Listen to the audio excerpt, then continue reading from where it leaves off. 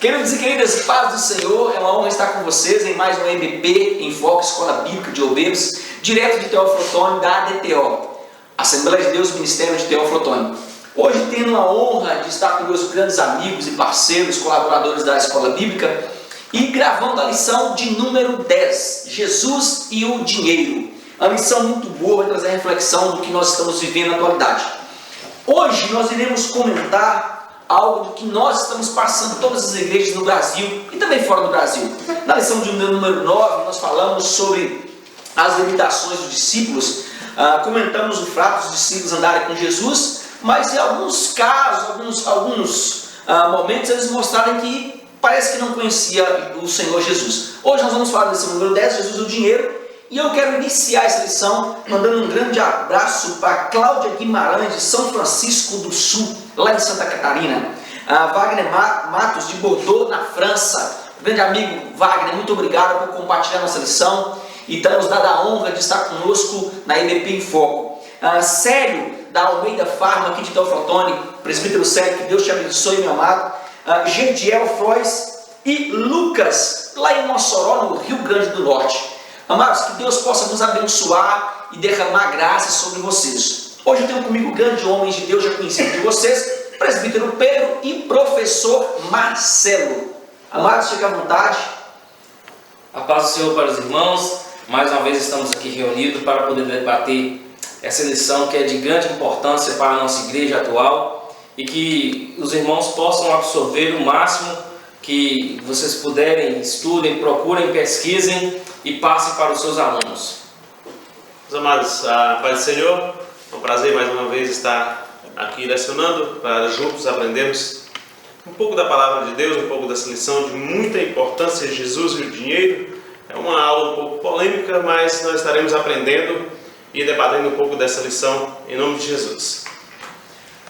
Ok, meus queridos, pegue seu copo com água, sua caneta para você não levantar, e nós vamos ler tópico a tópico. E à medida que formos lendo tópico a tópico, nós vamos parar para debater com os professores, e você anote, grife, não deixe de anotar, porque essa aula é de extrema importância para todos nós, professores, pastores, diáconos, evangelistas e principalmente alunos. Amados, eu vou iniciar a introdução com o meu querido presbítero Pedro. Fique à vontade, meu amado, pode ler. Amém. Introdução. O cristianismo bíblico e ortodoxo sempre manteve uma posição de cautela e até mesmo reserva um respeito ao uso do dinheiro e aquisição de riquezas. Na verdade, os primeiros líderes cristãos, inspirados nos ensinos de Jesus, passaram a desestimular a aquisição de bens materiais. Entretanto, o secularismo e o materialismo sempre rodaram o arraial cristão e, vez por outra, Mamon tem deixado suas marcas em nosso meio. Observaremos nesta lição que os ensinos de Jesus sobre a aquisição de riquezas se distanciam do judaísmo de seus dias e também daquele que é praticado hoje por muitos setores do cristianismo evangélico. Longe de estimular a aquisição de bens, como fazem dezenas de igrejas, Jesus aconselhava se desvencilhar delas. Aprendemos com o mestre o uso correto do dinheiro e como ser bons mordomos de bens que nos foram confiados. Ok, essa introdução do professor Marcelo, sim, meu amado, sei que você anotou muita coisa na sua revista aí, vai lecionar no domingo, isso?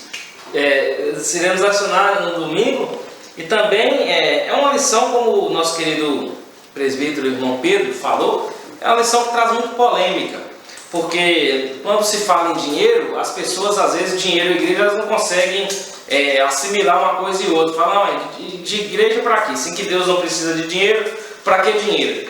Então, nessa lição hoje nós vamos falar justamente a respeito disso, como que nós podemos administrar uma vida abastada, talvez uma vida próspera com dinheiro, porém sem se apegar a esse dinheiro, sem colocar ele em primeiro lugar na nossa vida, que a prioridade nossa é o reino dos céus. O dinheiro, como é mesmo dito aqui na nossa Bíblia, inclusive em alguns textos do Evangelho, por exemplo, Lucas 16, nós somos apenas administradores desses bens aqui na terra. Portanto, não é algo que nós devemos colocar no nosso coração, viver em função de nossa vida, nossa função é para Cristo. Nós vivemos para Cristo.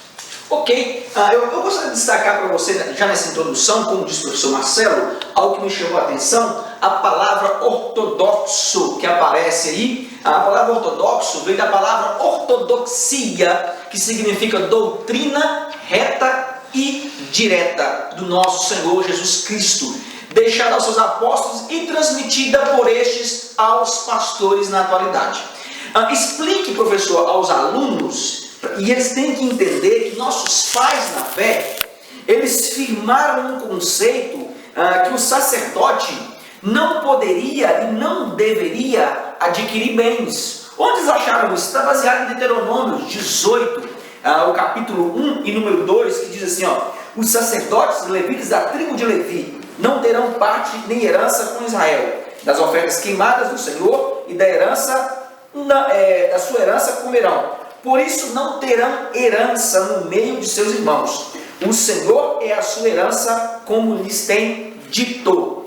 Nós precisamos entender que a maior herança que existia para os sacerdotes era o próprio Deus. A palavra usada que nós ouvimos aí no grego traduzido como mamon, vai ser muito falado na revista, ela significa literalmente riqueza ou dinheiro. Era considerada o Deus das riquezas entre o povo sírio. Então anote essa introdução para que você passe para a sua sala. Desde o início dessa aula, elabore com os seus alunos o que é dinheiro, para que serve o dinheiro e quais os planos que eles têm para com a obra de Deus. Ok, professor? Isso vai nos dar uma interação entre a sala. Isso será muito bom para que nós possamos ouvir e entender o que planeja o nosso aluno com a finalidade de um futuro próximo, sobre faculdade. Nós podemos dizer sobre o que nós chamamos aí de chamado ministerial, sobre igreja. Isso é de extrema importância. Professor Marcelo, professor Pedro, sim, fica à vontade, meu irmão. Elias, já como assim, nessa introdução, fala aqui já na introdução, fala de dezenas de igrejas, não sabe, como o professor Marcelo comentou aqui, não sabe conciliar, não sabe diferenciar esse aspecto de dinheiro e igreja. E muitas igrejas hoje estão vivendo em prol do dinheiro, né? Eu falei que seria uma aula bem polêmica, e infelizmente nos nossos dias, nos dias atuais, igrejas estão vivendo em prol de dinheiro, ou seja, está deixando de ser igrejas para virar comércio. Então, se a igreja rende, se a igreja está rendendo um bom dinheiro, eles falam que é Deus que está no meio. E se não rende, o que seria? Né? Então fica essa pergunta no ar para os dias atuais. Igrejas não estão sabendo diferenciar o que é comércio, o que é igreja ou o que é empresa. Então nós vamos debater essa aula, que eu falei que seria bem polêmica, nós vamos estar comentando isso hoje nessa aula. Ok, eu vou continuar no tópico de número 1, como o professor Marcelo diz, o dinheiro, bens e posses nas expectativas secular e cristã. Professor Marcelo? Pois bem, perspectiva secular. Uma das formas mais comuns de se enxergar o dinheiro, bens e posses na cultura secular é vê-los apenas como algo de natureza puramente material.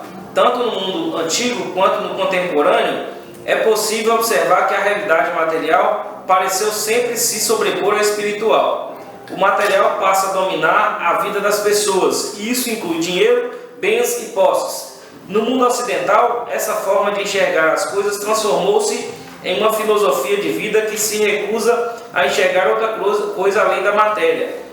Por essa perspectiva, o material é superestimado enquanto o espiritual é ignorado e suplantado. Nesse contexto, tem que posses ser valorizados, e quem não a possui nada vale. O dinheiro como valor material que garante posses ganha o status de senhor em vez de servo.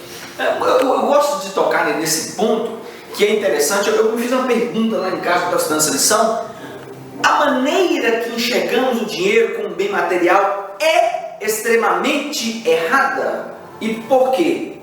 Essa é a questão que nós temos que chegar na nossa sala. Por que a maneira que enxergamos o dinheiro como bem material é errada? Amado, note, porque no mundo espiritual entendemos que Mamon governa este mundo.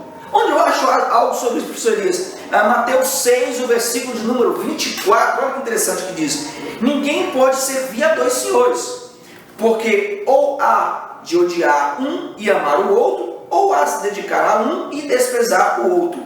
Não podeis servir a Deus e a Mamon.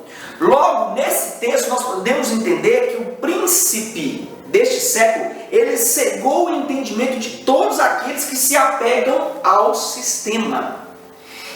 Quando nós falamos de cegar o entendimento, meu amado, é aquelas pessoas que se preocupam demais com bens materiais e se esquecem do espiritual. A 2 Coríntios, eu queria que os professores abrem isso para mim, 4, versículo 4, e Lucas, a professor Marcelo, 2 Coríntios 4, 4, e o professor Pedro, Lucas 4, versículos 5 e 6. Só para você ter uma rápida noção, e você grife na sua Bíblia e leve para a sua sala, 2 Coríntios 4, versículo 4, professor Marcelo. Sim, meu amado, pode ficar à vontade. Nos quais o Deus deste século cegou os entendimentos dos incrédulos, para que não lhes resplandeça a luz do Evangelho da glória de Cristo, que é a imagem de Deus. Professor Pedro, sim, Lucas 4, 5, 6. E elevando, mostrou-lhe num momento todos os reinos do mundo. Disse-lhe o diabo: dar-te-ei toda esta autoridade e a glória desse reino, porque ela me foi entregue e a dou a quem a eu quiser. Olha que interessante, nos dois textos nós vamos ver um debate. Primeiro, a Paulo falando, e depois o próprio Lucas narrando o fato de Jesus ser tentado. Em ambos os fatos nós vamos ver que é apresentado o termo dinheiro, o Deus desse século, Mamon. Amado, a posição com que cada ser humano, entenda isso aqui, com que cada ser humano é colocado nas igrejas atuais. Olha que interessante isso aqui. A posição que cada ser humano é colocado nas igrejas atuais nos mostra o quanto ela está arraigada ao conceito terreno. Por que eu estou falando isso? Porque hoje nas igrejas nós valorizamos mais o ter do que o ser. E esta filosofia, ela é uma filosofia não cristã, e sim ocidental. O ser humano hoje, ele é o que ele apresenta na igreja. Isso é um problema, não só um conceito, não vamos levar para o conceito só nas igrejas, mas o conceito de fora diz que você é o que você vale. E isso é erradíssimo para Jesus. Jesus nunca deixou tal mandamento para ninguém. Pelo contrário, diz: amai-vos uns aos outros como eu vos amei. Amado, nós precisamos entender que isso nada mais é que um conceito ocidental que entrou na igreja. E nós estamos valorizando mais o ter do que o ser. Fulano, ele é o quê? Ele faz o quê? Isso traz uma posição na igreja. Se ele for um coitadinho, para não dizer ninguém, parente de coisa nenhuma, ele não tem valor nenhum na igreja. Amado, isso é errado. E é nesse conceito que nós devemos prestar atenção. Sim, professores? Falar alguma coisa, professor Pedro? Olha, Elias, às vezes nós radicamos demais as coisas. Nós, que eu falo, igreja. E quando nós falamos em dinheiro, até parece que Jesus não usou dinheiro. Muitas pessoas hoje dizem: o dinheiro é do diabo. Se nós formos levar esse ponto, digamos, antagônico, nós vamos nos perder o foco de Jesus. Porque Jesus, ele usou o dinheiro em determinados momentos. Então, o que nós não podemos é usar o dinheiro como um Deus, usar o dinheiro como o nosso foco principal e esquecer Jesus. Ou usar demais Jesus, o Evangelho, a igreja e nos ridicularizarmos com o dinheiro. Então isso nós temos que saber diferenciar. Nós como cristãos temos que saber: não, é proibido ter dinheiro? É proibido ter riquezas? Não, claro que não. Jesus deixou bem claro na sua palavra. Ele mesmo conversando com aquele jovem rico, ele não proibiu que ele tivesse as coisas. Ele apenas falou que vendesse os seus bens e distribuísse com os pobres, que ele teria um tesouro no céu. Ele prometeu aqui na terra, que teria 100 vezes mais aqui na terra e por fim a vida eterna. Então nós temos que saber diferenciar o dinheiro, Jesus, a igreja, nós temos que saber diferenciar as coisas. Eu acho fantástico essa visão muito interessante, essa visão sua, achei interessante. Professor Marcelo, sim. E também nós vivemos, né, numa nação capitalista, nós necessitamos do dinheiro para responder por diversas situações dentro da nossa sociedade, inclusive dentro da igreja. Mas o grande problema que eu vejo na questão do dinheiro é que o camarada, quando ele possui grandes bens, ele tem uma vida abastada, tem casa, tem posses, ele já tem um plano de saúde, então ele começa a recorrer ao que o dinheiro pode lhe trazer e vai deixando a pessoa de Deus meio que de escanteio, meio de lado. E se um dia esse dinheiro vier a faltar, ele vai entrar em desespero, como nós vemos situações de pessoas que se suicidam quando adquirem grandes dívidas, quando a empresa vai à concordata, a pessoa acaba entrando em depressão e muitas vezes tira a vida por causa disso, porque a pessoa tem o seu coração ali no dinheiro e se esquece dos primordiais, que é o amor ao próximo, o amor a Deus, o amor às coisas do céu. Vai adquirindo esses bens, não deixando que Deus domine o seu coração. Muito bem. Anote sim, professor, leve para a sua sala, nesse início, esse debate, para que eles possam entender o que nós estamos falando nessa lição. O tópico de número 2, no subtópico 1, diz assim: perspectiva cristã. No contexto cristão, o mesmo Deus que fez o espiritual é o mesmo Deus que fez o material. Nos ensinos de Cristo, não há um dualismo entre matéria e espírito. Todavia, as coisas espirituais, por serem de natureza eterna, ganham primazias sobre os materiais que são apenas temporais.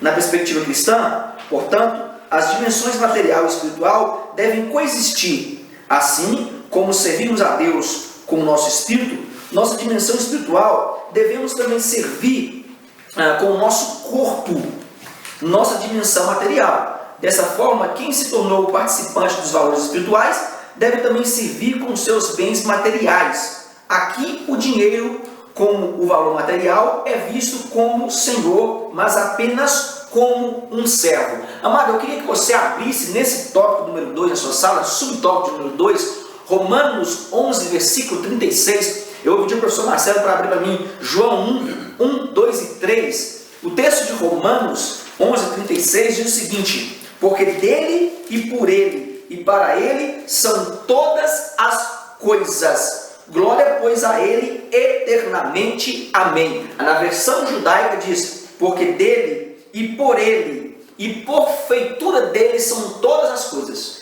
Nós precisamos entender, e isso tem que ficar claro para o seu aluno nesse subtópico. E eu queria que o professor Marcelo lesse para mim João 1, 2 e 3, professor, sim. No princípio era o Verbo, e o Verbo estava com Deus, e o Verbo era Deus. Ele estava no princípio com Deus, todas as coisas foram feitas por ele, e sem ele nada do que foi feito se fez.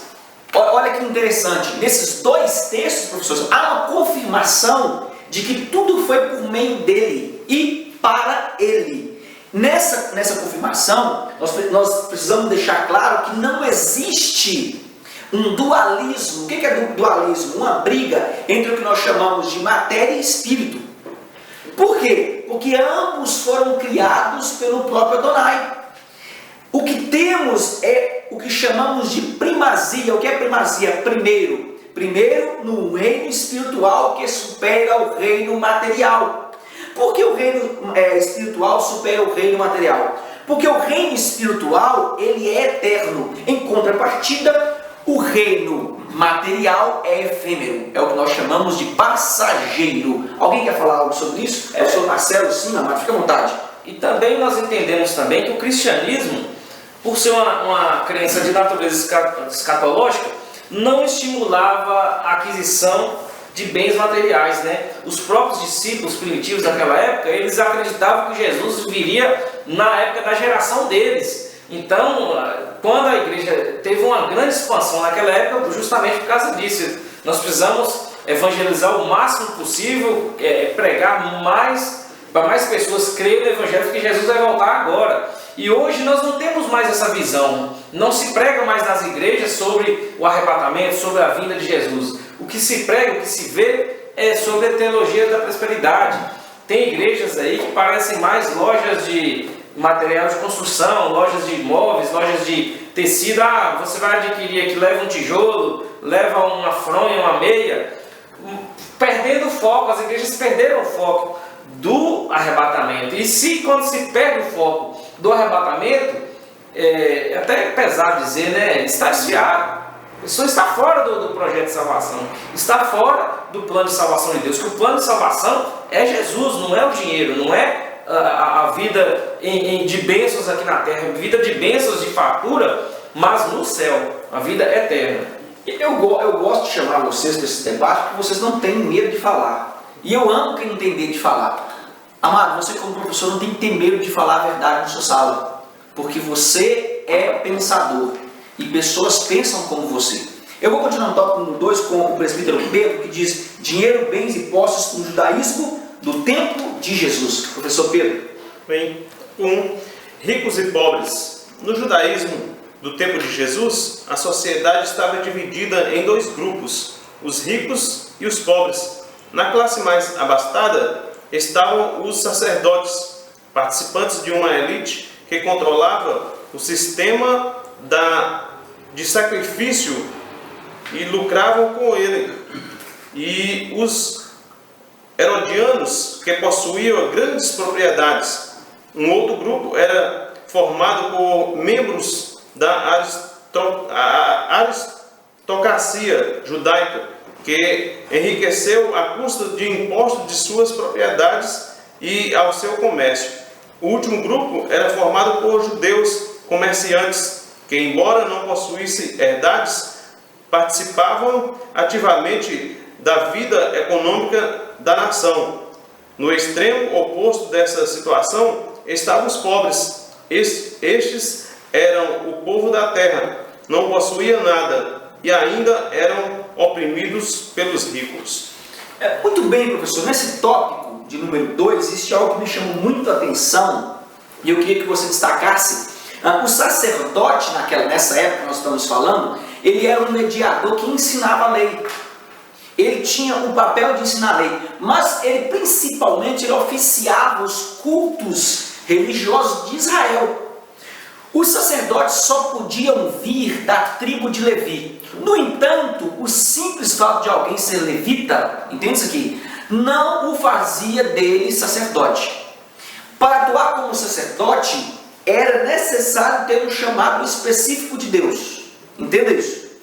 Desses grupos que nós falamos aqui, 3 partidos eles eram dominantes na época de Jesus, na época de Yeshua.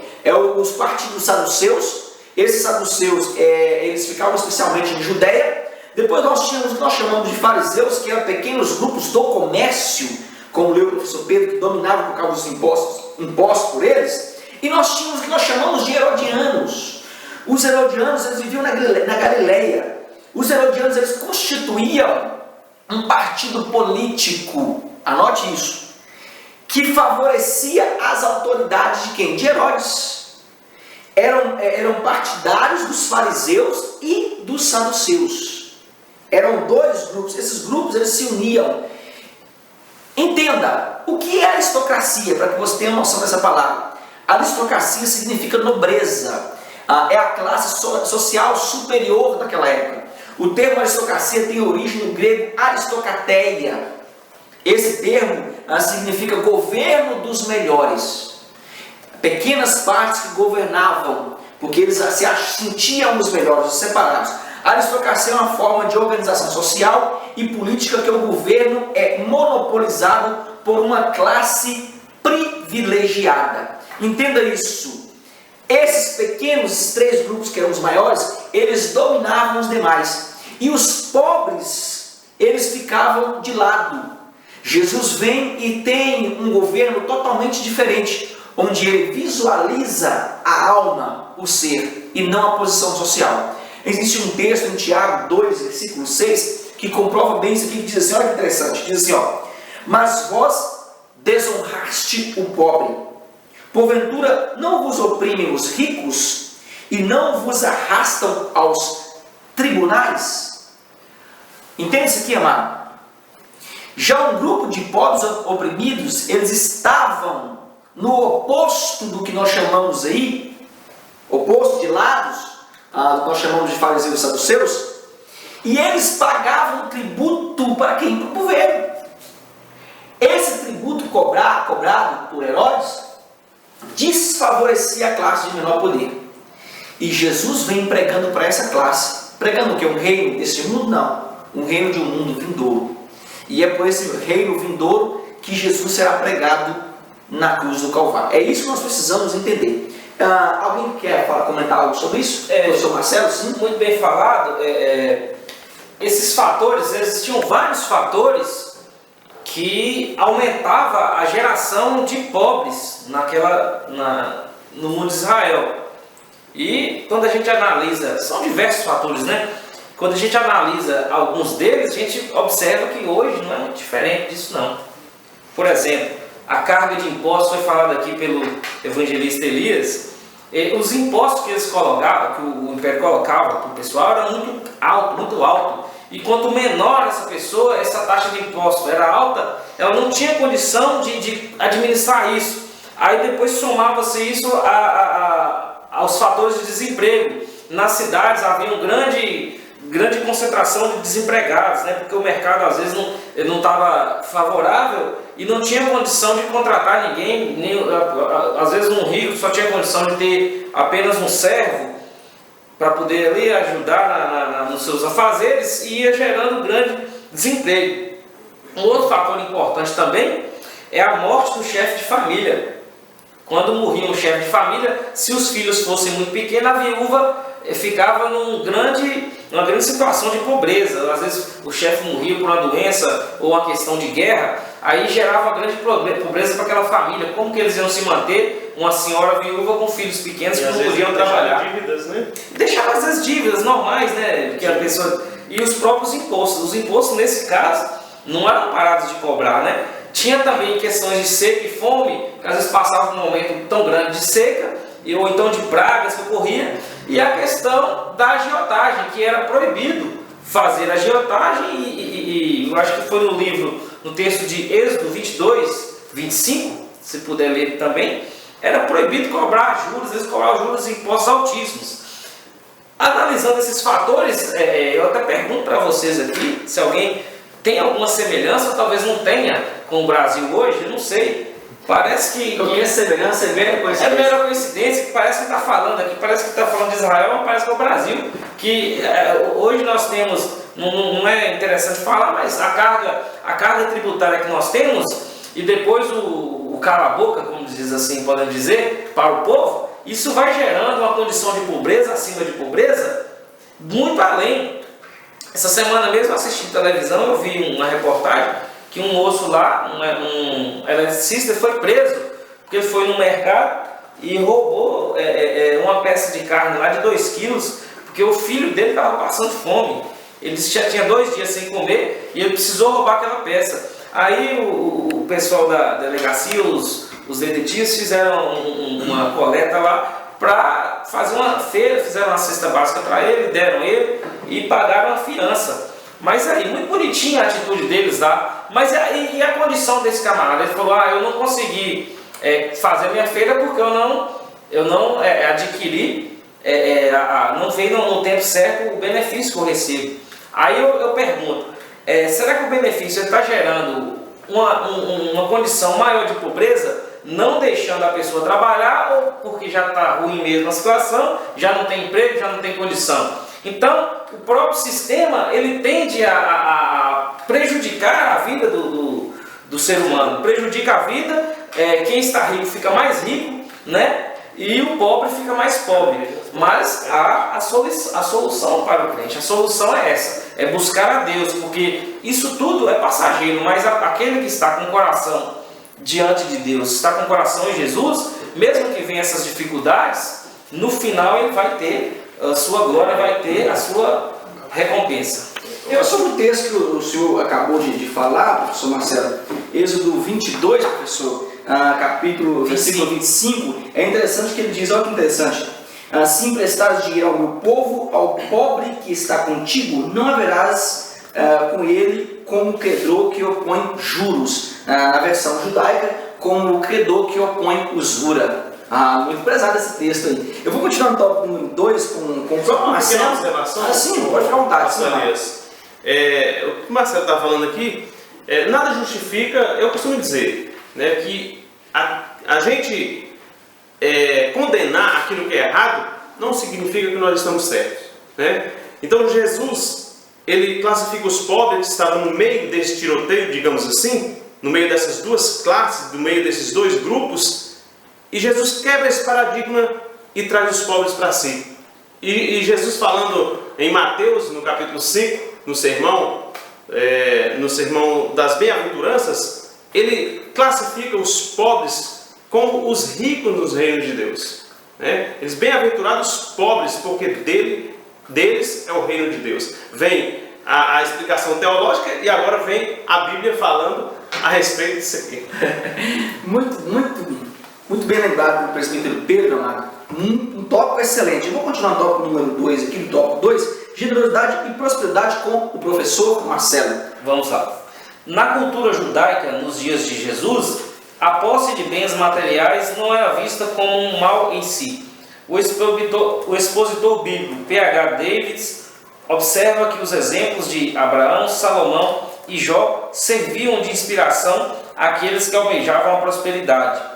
A ideia era que os ricos prosperavam porque sobre eles estava o favor de Deus. Dessa forma, a prosperidade passou a ser associada à piedade. Para evitar a avareza e a ganância, a tradição rabínica estimulava os ricos a serem generosos e solidários com os pobres, que era a maioria na comunidade. Evidentemente que essa concepção estimulava apenas as ações exteriores, sem levar em conta as atitudes interiores. Eu queria deixar para você, professor, um texto na Bíblia muito interessante que está em 1 Timóteo 6, o versículo 10, que diz o seguinte: porque o amor ao dinheiro é a raiz de toda espécie de males, e nessa cobiça alguns se desviaram da fé e se traspassaram a si mesmo com muitas dores. Desde os tempos antigos, a Bíblia não condena, como disse o próprio professor Marcelo aqui, ela não tem proibição ao fato de adquirir bens. Entenda isso, professor, leve que o senhor sabe isso. Mas sim ao fato de apegar-se a eles. Nós vimos o caso de Abraão, Jó, Salomão. Ambos eram ricos e serviam ao Senhor com seus bens. O que nós precisamos entender é que as atitudes exteriores praticadas pelos grupos desde a antiguidade, como leu o professor Marcelo aqui, é a mesma praticada por alguns grupos na nossa atualidade, sempre esperando o quê? Algo em troca. Logo, nós precisamos entender que a prosperidade passou a ser associada ao quê? À piedade. Existem grupos na nossa sociedade atual que só fazem a piedade porque têm certeza de que serão recompensados lá no céu. Isso nos mostra, professor, que na sociedade atual nós estamos vivendo o que nós chamamos de esmola dada com a mão direita e mostrada para a mão esquerda. Esses grupos, nós podemos, não vamos nem citar nomes, né? Acho que todos os cristãos sabem. Vamos sim, vamos citar. O professor Marcelo, eu gosto do professor Marcelo, fica à vontade de citar. É só ligar a televisão no domingo. Liga a televisão no domingo, eles dão casa, dão cesta básica, dão móveis, dão tudo. E põe o comercial da loja como se aquilo ali tivesse falando, não, nós estamos fazendo a melhor ação do ano, ninguém faz isso aqui. Mas só que pessoas não têm o coração naquilo que estão fazendo. A preocupação deles é colocar a marca da empresa lá. É a única preocupação, colocar a marca, está falando, está mostrando a marca num canal de televisão que muita gente assiste. Então, está feita a obra, mas não estão dando muita importância à caridade e ao benefício daquelas pessoas que estão passando dificuldade. Talvez nós ficamos aqui condoendo, poxa vida, comovidos, foi que bacana, ajudar a pessoa lá, não tinha nada, a casa lá não tinha nem casa para morar, mas quantas pessoas no Brasil não têm casas para morar e são escravizadas por esse sistema que só tende a arrecadar e nada faz pelo ser humano. Mais uma vez na televisão nós vimos a reportagem essa semana, acho que muitos viram aí, hospitais não tem nem seringa, não tem um esparadrapo para fazer um curativo. Tinha um moço que estava deitado na cama 6 dias sem trocar o curativo. Então está aí o caos está aí, os ricos mais ricos, como eu já disse, e os pobres escravos dos ricos, infelizmente, que é a maioria da sociedade, pelas pessoas mais pobres, né, que tem mais necessidade, são escravos de tudo isso aí que está acontecendo.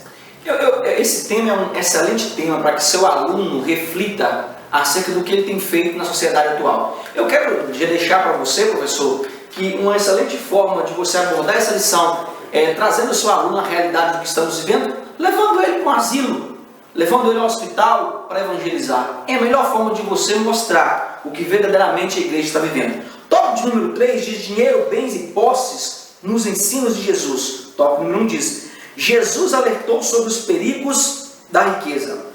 O ensino de Jesus sobre o uso das riquezas foi muito mais radical do que ensinava o judaísmo e a tradição rabínica nos seus dias. Jesus, ao contrário dos rabinos, não associou a piedade com a prosperidade. A riqueza de alguém nada dizia sobre a sua real condição espiritual. Para Jesus, o perigo das riquezas estava no fato de que elas poderiam até mesmo se transformar numa personificação do mal e reivindicar o culto para si. Por isso advertiu: não podeis servir a Deus e as riquezas. O vocábulo traduzido como riqueza nesse texto, correspondente à palavra grega de origem aramaica mamon, traduzida no arco como mamon, tem a noção que a riqueza pode se transformar em um ídolo ou Deus para que aqueles que a possuem.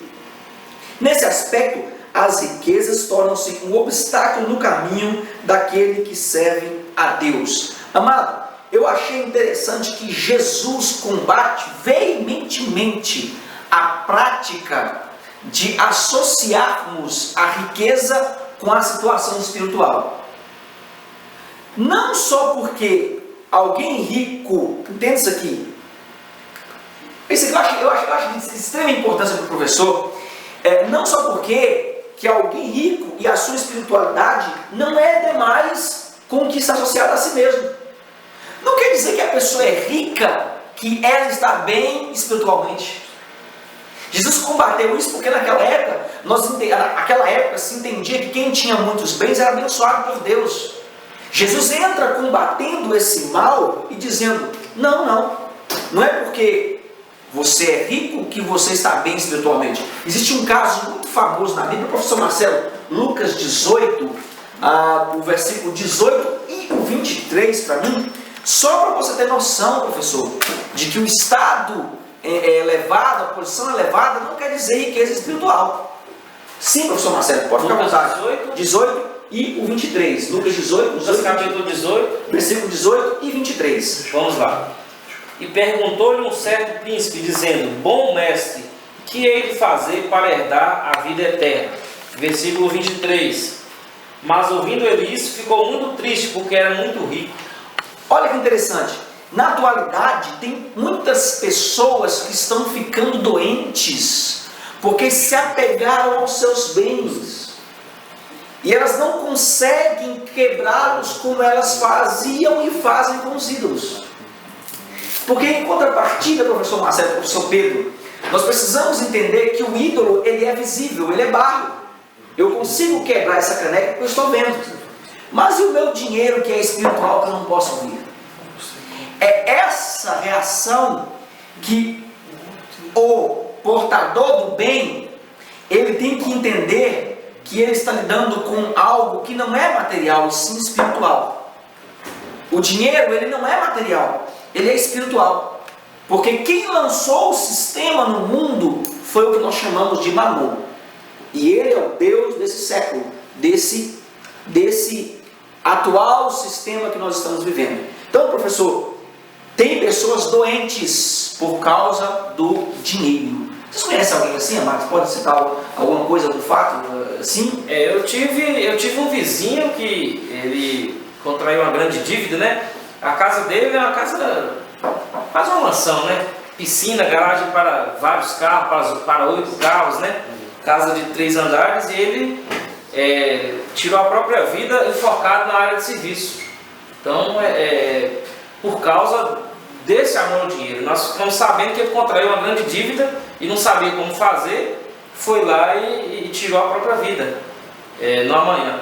A gente vê essas situações e hoje está sendo muito comum você ver pessoas em depressão, doenças da mente, permeando, perturbando a nossa sociedade, porque a sociedade, trabalhando muito, acostumou muito em obter condições e depois não tem como usufruir desses bens e não sabe o que fazer. A pessoa fica perdida no mundo perdido, sem saber para onde ir, para onde vai, com medo de ser assaltado, andando com segurança, andando com carros blindados e sem Deus no coração. O que eu acho de extrema importância é nós salientarmos que quando se perde o guarda de Israel, se perde todas as coisas, inclusive a segurança. Quando o homem não tem Deus como ponto principal, quando o homem não tem Deus como seu seguro, eu posso dizer seguro obrigatório, é bem interessante essa palavra, ele perde, amado, todas as demais, como nós citamos, ele perde todas as demais bênçãos que viriam junto de Deus. Porque quando nós estamos com seguro obrigatório, nós falamos, não tem problema, bati o carro, ele vai ser consertado, vai ter guincho. Amado, a mesma coisa quem não tem o Senhor Jesus. Ele perde os demais benefícios, né, professor Marcelo?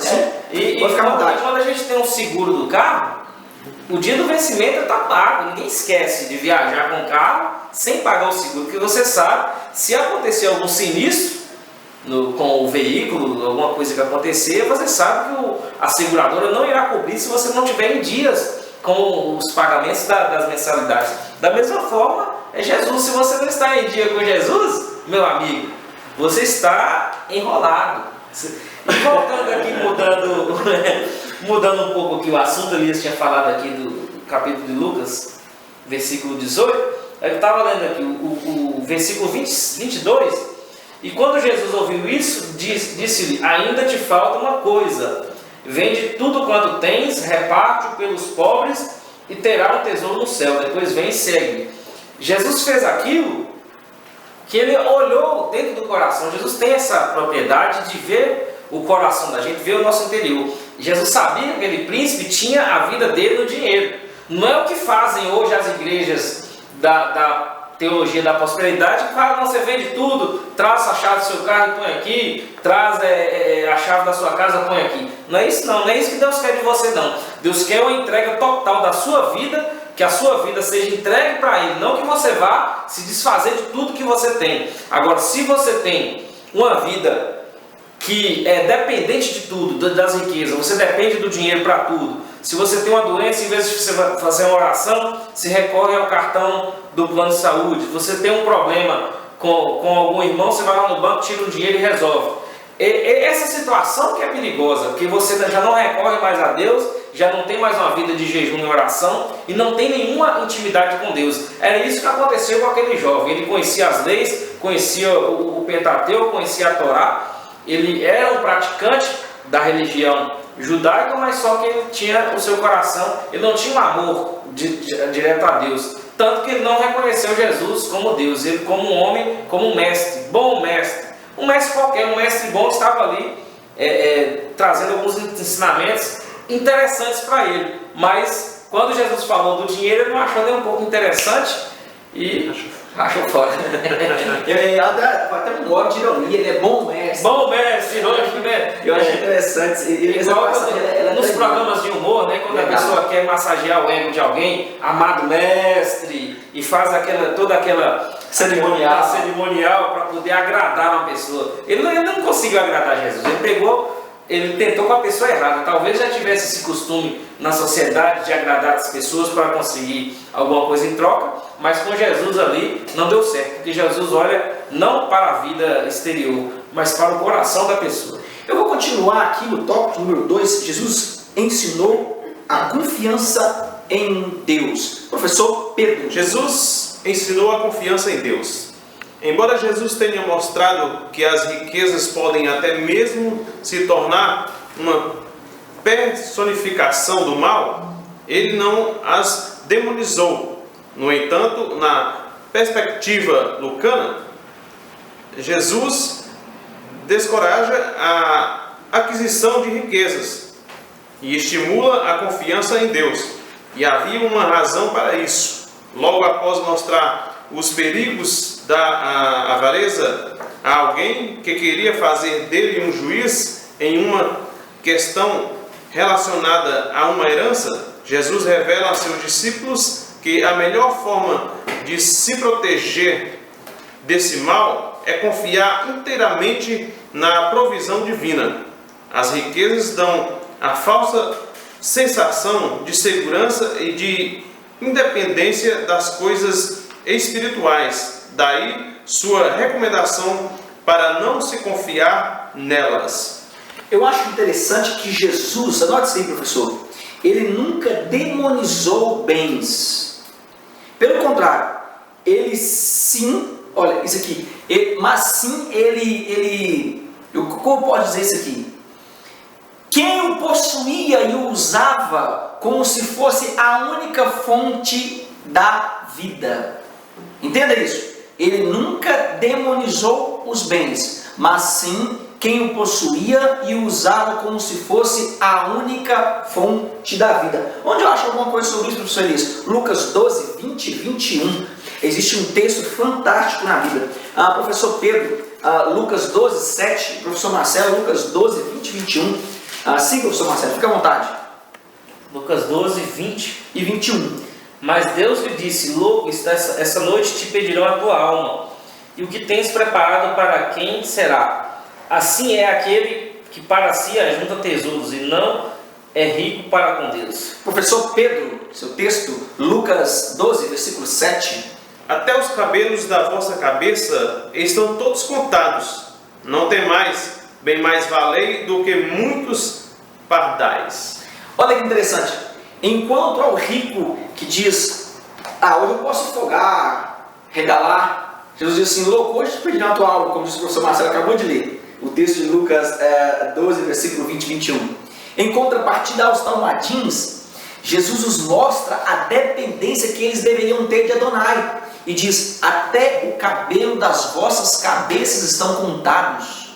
E eu acho fantástico o texto de Lucas 12, 33, que ele diz assim: vendei os vossos bens e dai esmola, fazei para vós outras bolsas que não desgastem, tesouro inextinguível, olha isso aqui, professor, nos céus, onde não chega o ladrão, nem a traça consome, porque onde está o vosso tesouro, aí estará também o vosso coração. Amado, eu achei algo interessante, eu sei que vocês vão anotar para falar na aula dos senhores.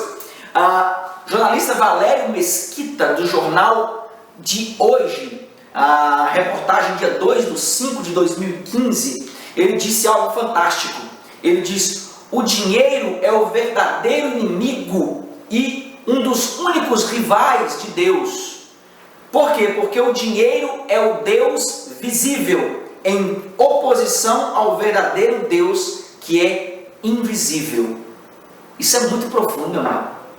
E ele complementa e diz assim: é preciso preconizar mudanças, alternâncias de poder, não a reeleição. Ele estava falando sobre política, o professor Marcelo tinha acabado de falar. O poder nas mãos de um só ou de uma família, sem ser interrompido, sem luta, sofrimento, vira casta. Olha o que o jornalista diz, gente. Ele vira casta, vício redibitório. E ele completa e diz assim: potestade maligna e imoralidade insepulta. Nessa visão dele, ele está dizendo: o poder na mão de uma pessoa durante muitos anos traz o que nós chamamos de inconstância e problemas na atualidade. É o que nós estamos vivendo. 12 anos de governo, e nós enxergamos que nada foi feito. Amado, nós não podemos nem falar sobre o governo, porque é tanta coisa que um pedacinho do que o professor Marcelo falou aqui já nos deixa com a cabeça totalmente doendo, só de vermos o que está acontecendo no país. Sim, professor Marcelo, quer falar alguma coisa? E o que gera talvez essa busca desenfreada pelos seres humanos de adquirir, de ter amanhã, o que vai acontecer no próximo dia, é a ansiedade. As pessoas hoje, elas têm uma ansiedade muito grande, presbítero Pedro, porque o dia de amanhã tem que trabalhar, já esperando o dia do pagamento do salário, as contas irão vencer, e Jesus deixou uma palavra aqui, uma coisa assim de Deus para essas pessoas, nesse capítulo 12, fala por diversas vezes a respeito de ansiedade.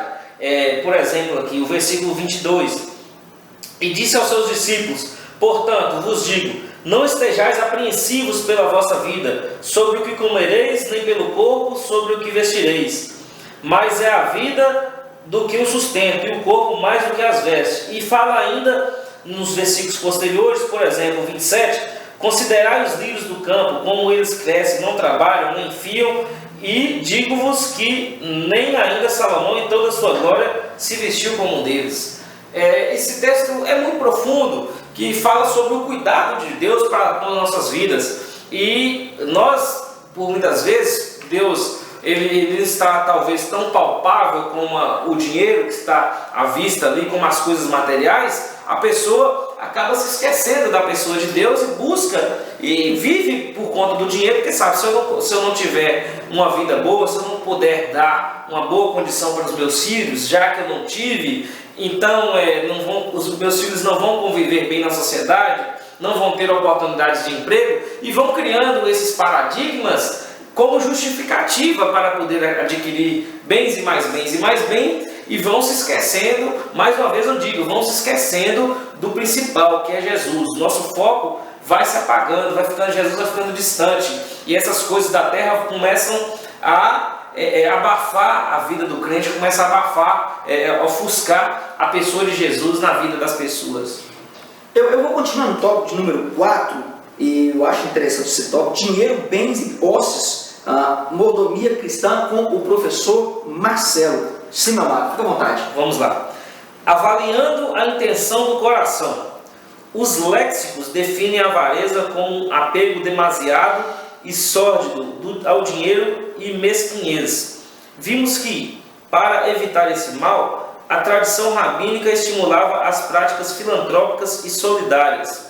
O ensino de Jesus sobre o uso das riquezas vai muito além da simples doação de bens e ações filantrópicas. Ele não se limitava a avaliar apenas as ações exteriores, mas, sobretudo, voltava-se para as atitudes interiores. Dessa forma, valorizou as atitudes da mulher pecadora na casa de Simão, o leproso, e de Maria de Betânia, a irmã de Marta e de Lázaro. Não era, portanto, apenas se desfazer dos bens, mas a atitude e intenção com que isso era feito. Não basta apenas ofertar ou dar o dízimo, mas a atitude com que com os que se faz essas coisas. Não era apenas doar, mas doar-se. Eu acho tremendamente importante nós refletirmos num texto que tem em Lucas 12, versículo número 15, que diz assim: e diz-lhes, acautelai-vos e guardai-vos da avareza. Olha que interessante, porque a vida de qualquer não consiste na abundância do que possui. Professor, anote esse texto, leva para a sua sala, é fantástico esse texto. A visualização, anote isso aqui, a visualização interna e não externa pregada por Jesus nos mostra um comprometimento, olha que interessante isso aqui, com nós mesmos, não só no mundo terreno, mas também no que nós chamamos de mundo espiritual, não só nesse tempo, mas também com a eternidade. Entenda, professor, entenda isso, anote. Jesus não quer o seu dinheiro, nem tampouco os seus bens. Deixe isso bem claro para a sua sala. O que Ele quer é te dar vida e te tirar do caos que o mundo te incubou. Você que é muito preocupado com dinheiro, você que é muito apegado aos bens, Jesus, Yeshua HaMashiach, quer te tirar desse caos, quer te tirar dessa vida, porque isso não é vida, isso é mendigância. Você é pobre espiritualmente. Você pode ter bens, mas é pobre espiritualmente. Você não entende que o maior tesouro está em ter a presença de Jesus. Esse é o maior tesouro. Sim, professor Pedro, você quer falar algo sobre isso? É interessante que eu conheço pessoas que eles fazem uma troca de valores. Eles invertem as coisas. Eu conheço pessoas que ele chegou para mim e já falou: eu dou o dízimo, eu oferto, eu contribuo na obra fulana, obra ciclana, porém eu estou desviado. E aí, como fica a minha situação? Chegou pessoas para mim e já falaram isso. Queridos, pastores, irmãos, ouvintes, pessoas que conhecem a Deus, Deus não quer o seu dinheiro. Deus não quer os seus bens. Deus não quer a sua oferta, Deus não quer o seu dízimo. Faça isso como um ato de cristão, que você pode contribuir na obra do Senhor. Mas em primeiro lugar, doa-se a si mesmo. Se doa para Deus. Faça, seja obediente, seja uma pessoa que obedeça a palavra do Senhor. E depois vá e oferte os seus bens, oferte o seu dízimo, oferte a sua oferta na casa do Senhor. Porque Deus, Ele não quer somente a sua ofertinha, a sua oferta medíocre, mas Ele quer a sua vida como oferta. Oferte-se a si mesmo para Deus. Muito bem, professor Pedro. Eu acho interessante esse tópico aí, para que nós possamos entender. É aquele filho que dá a bênção ao pai, quando vai sair de casa, mas apronta na rua. Amado, nós estamos cheios de pessoas assim na igreja. Tópico de número 2, entesourando no céu, com o professor Pedro. Mordomo é alguém que administra os bens de outra pessoa. Os bens não lhe pertencem, mas ele pode usufruir deles enquanto os administra para seu legítimo dono. Jesus contou a parábola do administrador ou mordomo infiel para mostrar esse fato. O entendimento entre os intérpretes da Bíblia é que essa parábola tem um fim escatológico. Assim como os filhos deste mundo são perspicazes e astutos no que diz respeito ao uso de suas riquezas, assim também os filhos do reino devem ser sábios na aplicação de seus bens. O ensino da parábola é que o melhor investimento é usar os recursos materiais adquiridos na propagação do reino de Deus e dessa forma ganhar amigos para a vida eterna.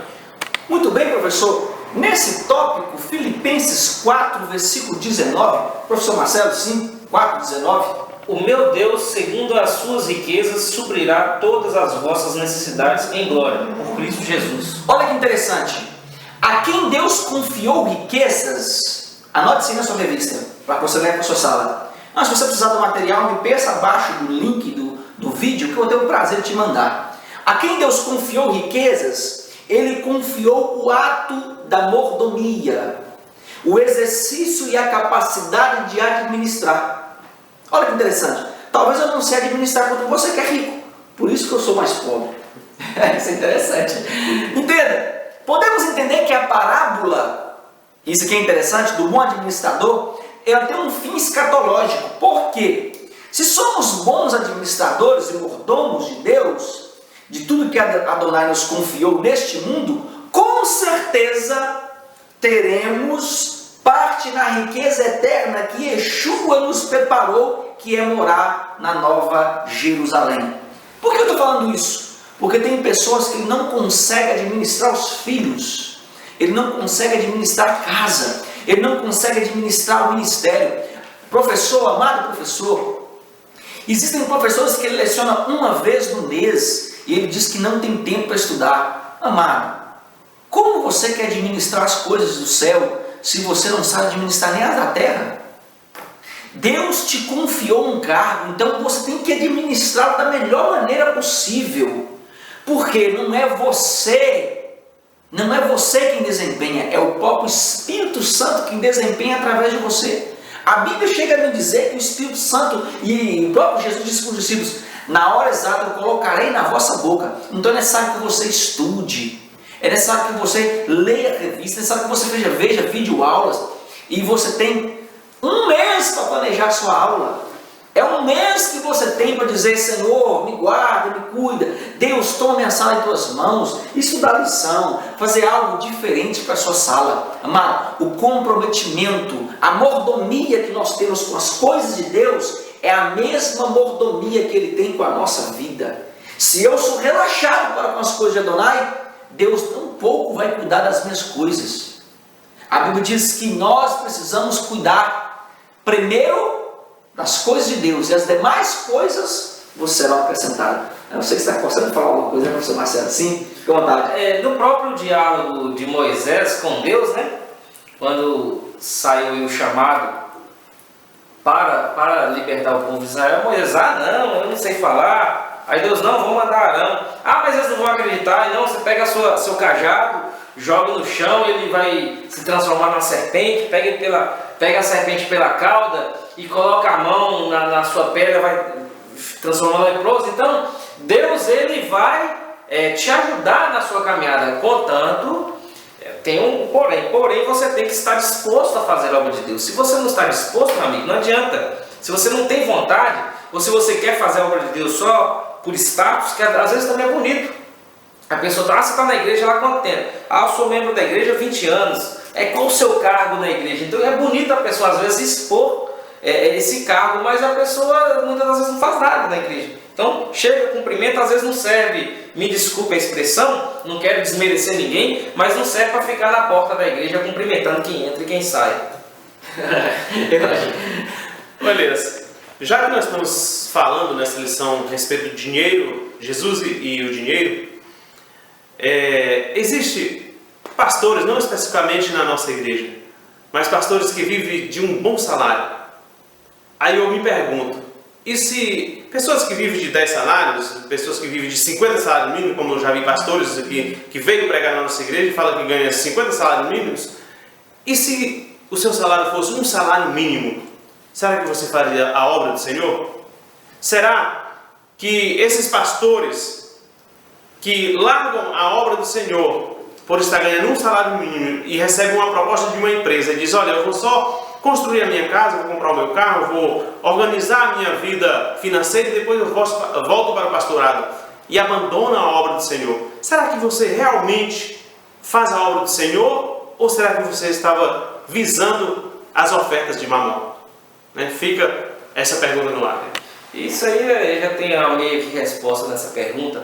É muito fácil. Você pega, você não consegue talvez falar com esses pastores ricos, você tem que falar com o secretário dele. Liga para o secretário dele e propõe: secretário, eu quero propor para o seu pastor que ele venha para a minha igreja no próximo fim de semana, na nossa congregação. Nós temos aqui 50 membros, aqui numa cidadezinha qualquer, no Vale de Jequitinhonha, estrada de terra, e venha, nós vamos pagar a sua passagem até a cidade, depois você vai num carro popular até lá, sem ar-condicionado. Fale essa proposta para um desses pastores, ver se eles aceitam ir lá levar a palavra de Deus da mesma forma. Só vão, eles infelizmente infelizmente a gente tem que dizer isso, só vão onde é que tem multidão, onde é que tem holofotes, onde é que tem câmeras, onde a televisão está observando, mas onde lá precisa, onde as almas estão lá perecendo, precisando de ajuda, precisando de uma palavra, eles não vão, eles não têm esse interesse, o interesse deles é outro. Infelizmente é crescente essa massa de pessoas que usam o evangelho como forma de ganhar dinheiro. Há quem diga também que os livros de autoajuda que as pessoas pregam a respeito da prosperidade é uma forma de ganhar dinheiro, porque Jesus nunca esteve tão rico quanto hoje, que você vê vender tantos livros, o autor ficar milionário falando a respeito da pessoa de Jesus. Jesus nunca esteve tão rico. Você imagina se Jesus buscasse os direitos autorais dessas editoras, das gravadoras, porque ele está usando o nome dele de qualquer forma. Fala: eu estou usando meu nome de qualquer forma, está ganhando dinheiro às minhas custas. E esse dinheiro não volta para a obra de Deus. Esse dinheiro nunca vai para a fazenda, vai para comprar um carro melhor do ano, né? Porque o carro de 500 mil reais já não serve mais, precisa de um de 900, 1000. Então, é nessa forma que é aplicado. E o dono da obra está de escanteio mais uma vez. Muito bem, eu acho interessante nós frisarmos nessa lição que hoje nós estamos vendo o crescimento do secularismo da igreja e a diminuição do que nós chamamos de área espiritual dentro dos templos. A conclusão diz: não há valor moral no dinheiro em si. Ter dinheiro pode ser uma coisa boa ou ruim. Isso vai depender do conjunto de valores daquele que o utiliza. Certamente, usar o dinheiro para ajudar uma obra filantrópica ou investir na obra missionária é uma coisa útil e louvável. Todavia, usar esse dinheiro, como advertiu Jesus, simplesmente com a atitude de querer mais posses, mais prestígios, mais autossatisfação, acaba se tornando uma coisa ruim. Leamos com cuidado o terceiro evangelho e descubramos o exercício da verdadeira mordomia cristã. Eu me despeço de você, professor, deixando a você um texto de Mateus 6, versículo 33, que diz: mas, buscai primeiro o reino de Deus e a sua justiça, e todas as coisas vos serão acrescentadas. Você que é autodependente de Deus, continue. Você que é autodependente do dinheiro, amado, busque libertação, porque Deus e Yeshua têm o melhor para nossas vidas, que é servi-lo, e servi-lo em espírito e em verdade. As considerações dos meus convidados, fique à vontade, professor Marcelo. Eu queria dizer para os irmãos também, vocês anotem isso aí, não no caderno, mas no coração, que Deus, Ele não é um gênio da garrafa que existe para cumprir nossos deleites, nossos desejos. Na verdade, Deus não existe. Nós entendemos quando lemos a Bíblia que Deus não existe. Deus é. Ele sempre esteve, está e estará até a eternidade. Não para que nós usamos isso como um amuleto para buscar benefício, mas que nós amemos e sigamos Ele por amor. Seguir a Deus por amor e não por medo, como muitas pessoas. Que Deus abençoe grandemente a vida de todos vocês. Professor Pedro. Amém, que Deus possa abençoar a cada um que nos assistiu e que essa aula possa ficar gravada nos nossos corações, no seu coração, no meu, no nosso coração, e que Mamon não venha dominar a sua vida, mas que o Deus que criou o espiritual, que criou o material, Ele possa te fortalecer e você possa administrar os seus bens com Jesus no seu coração. Amém, amado? Até a próxima aula. Paz seja com todos. Que Deus os abençoe.